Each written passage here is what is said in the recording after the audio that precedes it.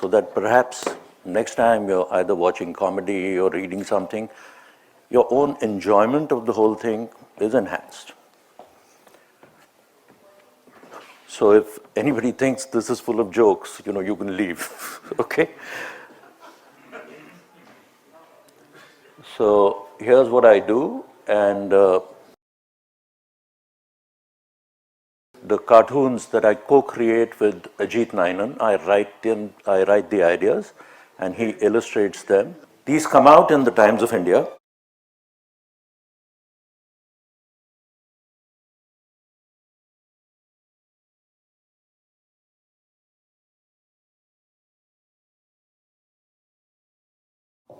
All humor, without fail, any joke, anywhere in the world, in any language, is about surprise.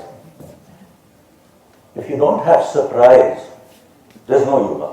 No surprise, no humor. So that's the only law of humor. There's no other law. The rest is a combination of which audience you want to pitch to, what's your message, and what kind of laugh you want. I use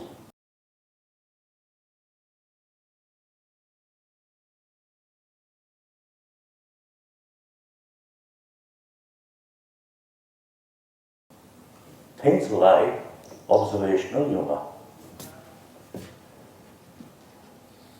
Just by plain observations, this was 5 years ago, so maybe this is more of a cliche now.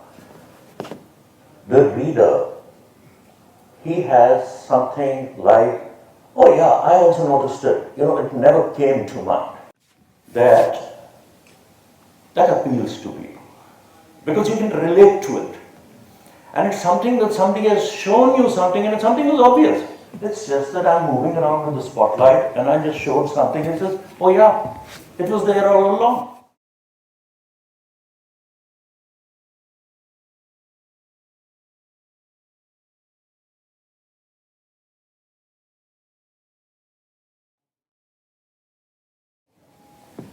Relatability, again, it's ridiculous.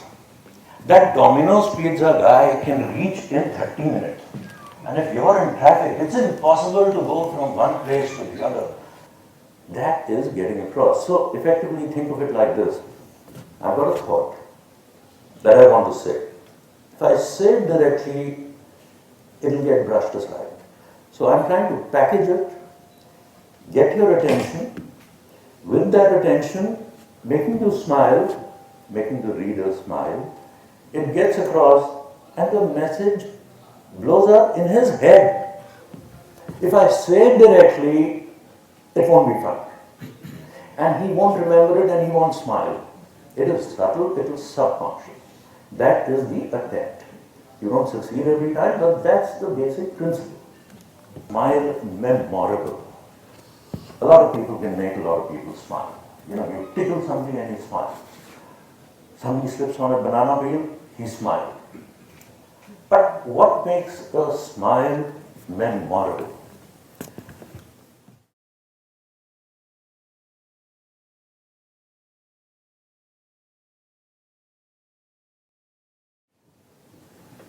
It's about truth and it's about misery. Truth means, yes, it's there. We all know somebody is listening to everything that's happening. The misery is somebody is taking advantage of it.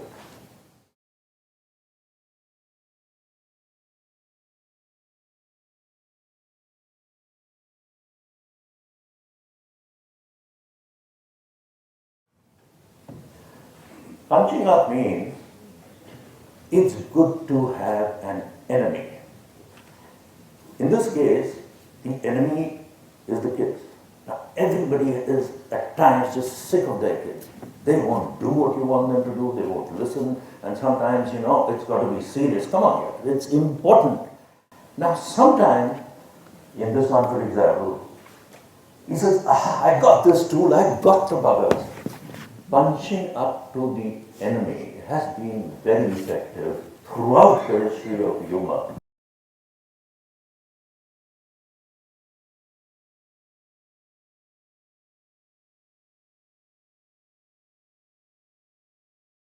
It's a disease today, and it's a serious disease. I think this is one of the causes of increasing cases of mental health today. Because people are presenting, lifestyles that are a little off from the reality. I've yet to see a Facebook picture in which people are not smiling. I've yet to see a group photograph in which somebody doesn't say cheese. It's about our human flaws. Only humans are funny. Trees are not funny, biscuits are not funny, animals are not funny, only humans are funny. And nobody understood this better than Walt Disney. Because what Walt Disney did was that he created a world in which it was safe to see these flaws. That Uncle Scrooge is your uncle. That Mickey Mouse is that playful guy in you who's trying to just come out. And Walt Disney wanted to take you, he took you into that safe world so that you switch off from the outside world. In all these places, like a cartoon, inside that frame, you're in your own world. And the art that I'm trying to learn is how to draw you over there and keep you there for 6 seconds. That's it. 6 seconds and I'm out. But in those 6 seconds, I want you to just forget what's happened from rapes and murders on the pages of 3, 4, or whatever, what Modi is doing, what Kejriwal is doing, and just to be there for 6 seconds. You need that relief. I need that relief. And in those 6 seconds of safety, the animals talk. And when the animals talk, you don't realize it's you talking. You don't realize they are the other person, and you don't really accept the flaws. It's all about all human beings are flawed. And many of our flaws are common. All I have to do is just look deep inside, with that introspection. Because I'm trying to look out for, okay, who else has these flaws? And with those flaws, I'm saying, all I have to do is just point them out. If they resonate with me. Because if they don't, then either that fellow has said something which doesn't match, or maybe I just haven't discovered more of myself. And, it helps me. Humor helps me a lot, not only is it cathartic, it helps me learn a lot about myself. Because if you don't reach inside, you can't come up with something and I can't connect you. So that's why, it's human flaw. So once again, all good humor, it's like a good book. It draws you inside and keeps you there. And then it's you, your thoughts, and you connect with the writer. It's just that connection, and I'm seeking that connection. I'm telling you, it's so satisfying. Just getting that connection.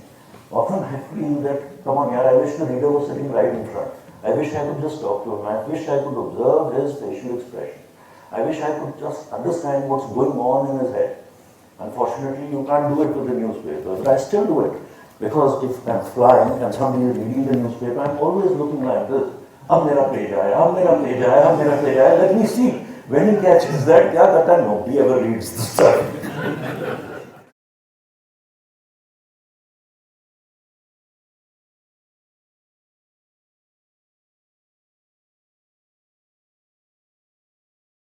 This came out some 3-4 years ago.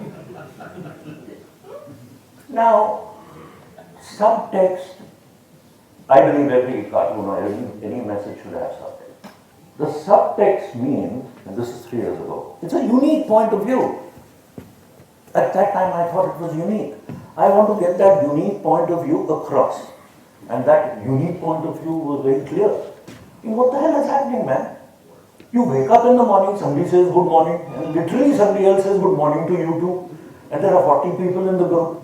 Happy birthday. Say happy birthday to you too. Okay, now here. These are the tools that I write comedy with, because any craftsman, he has some tools.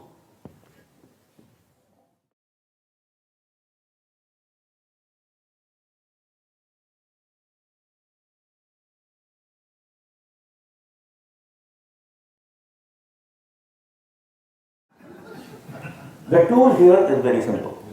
This is the simplest and most commonly used tools in comedy. The analogy obviously being that without a phone you're handicapped. But to say it in a way that somebody says it's damn funny, but not realizing what has been said, that today in this digital addiction age, we're actually handicapped without a phone. That's what I want to say. And that's how I'll say it.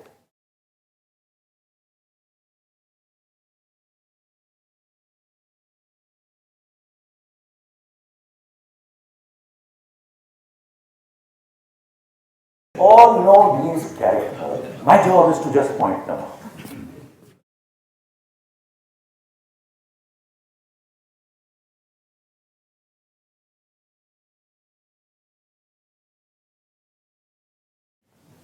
Widely used tool, hugely used tool.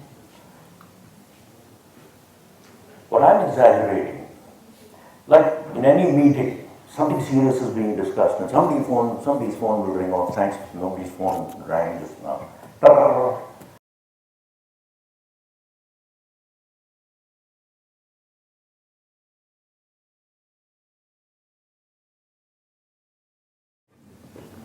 Now here also there's a victim, and that victim is there on the left. That traditional stereotype we have, I don't know whether he exists, but okay, fine, that she knows how to order online. It's in the modern context. And this is the irony. So here are some of the tools that I use to create humor, and I'll tell you how. And now I'm going to show you exactly how I use that to actually create it. And I'm going to show you pen and paper.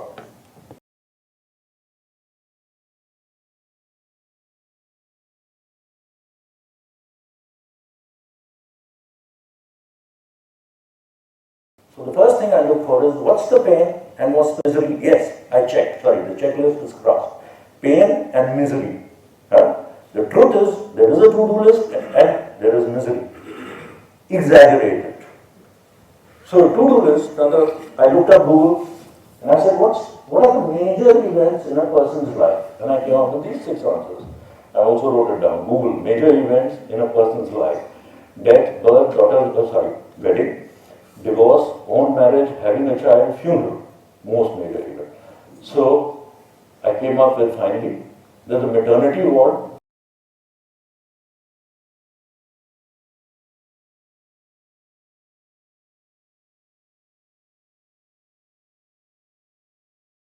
And the dad, who's a millennial, is coming out and he says, some experience, can't wait to scratch it off my to-do list. Now this is joke 1 of the day, and I have to write 20. That's my target. Every day I have to write 20. I don't reach it many times, but at least that's my target. Okay, because if you write 20, you will come up with 5, 4, 3 good ones. And it's all a numbers game. See, any good thing you do, it's a numbers game, but if you don't play the dice, you're never going to hit them.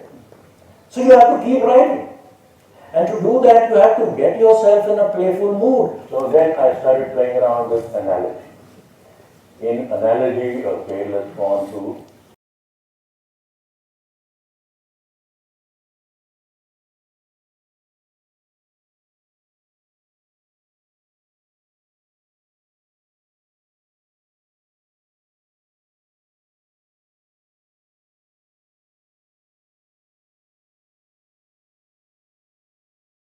irony. Irony is the opposite. So there is this bohemian who says, wait, I'm working on my nothing to do list.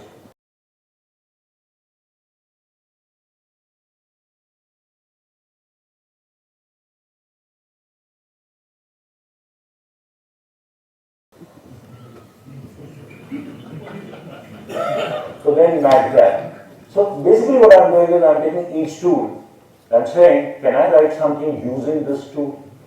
On Madcap, I came up with, there's an Egyptian mummy and the archaeologist says,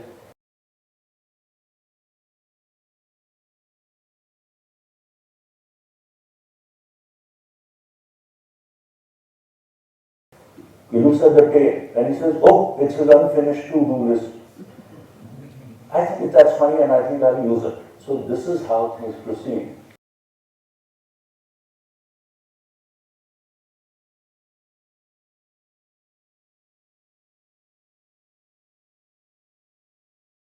A good piece of humor is like a puzzle. For that 2-3 seconds, the reader has to solve it in his head. Because you have to engage the reader. Yeah, it's like a crossword. It's like a Sudoku. Till you solve the puzzle in your head, you won't be involved. See, what I'm trying to tell you, like all crafts, subject, art crafts or whatever, they're pretty intricate. It's taken me 5 years to maybe learn 5%. It's taken me 5 years to learn 5%.